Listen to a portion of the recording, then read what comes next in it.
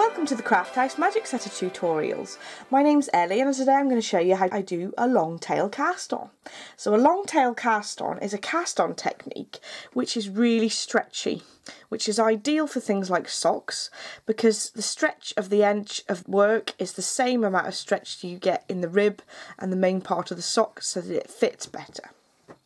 So to do the longtail cast on, you need to take the end of your yarn, and depending on how many stitches you're going to cast on, you need to allow for that in where you're going to make your slip knot.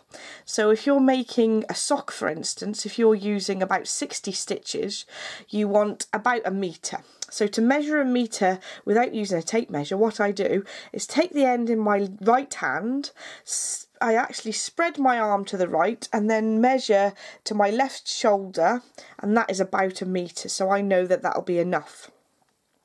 So I'm then going to do a slip knot like so in my work, and then I'm going to put the stitch or the slip knot onto a needle and just tighten it up carefully there.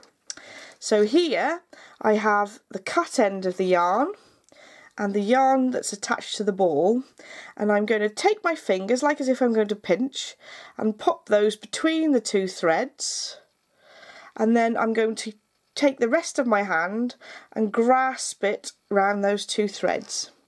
It seems a little bit fiddly to start with, but once you've got that grasp it is much easier. So you've now got this V shape. You take your needle underneath the yarn that's to the left of your thumb, and then you pick up a loop of yarn from the right hand, and then you let go with your thumb and pull that together. Now it is really important that you do not pull these stitches too tightly together. You need to leave a gap there. So if you do them too tightly together, if you put them really tightly like this, you'll end up with a very tight cast on.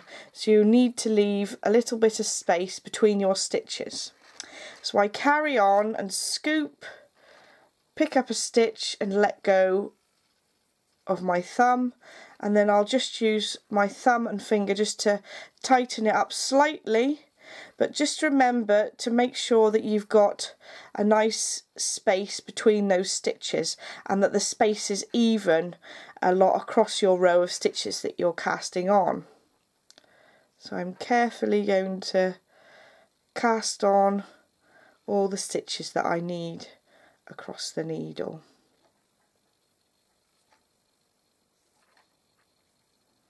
So I'm taking care not to pull too tightly and to make sure that there's a gap between them. And actually if you pull your stitches apart like this, you can see how much stretch you've got already. So it's not the size of the needle you're using, it's the space between the stitches that is the most important for this cast on. So even if I used a larger needle, you still wouldn't get it as nice and stretchy as when you leave more of a gap between your stitches. So I'd carry on and cast on enough stitches to make my sock and then join in the round without twisting. So I will carry on with this video with a little mini series on how I knit my socks top down. So if you'd like to follow that, if you'd like and subscribe to this video, I will be publishing the next video on how to do the top down sock in 2 weeks' time. Thank you for watching. Bye!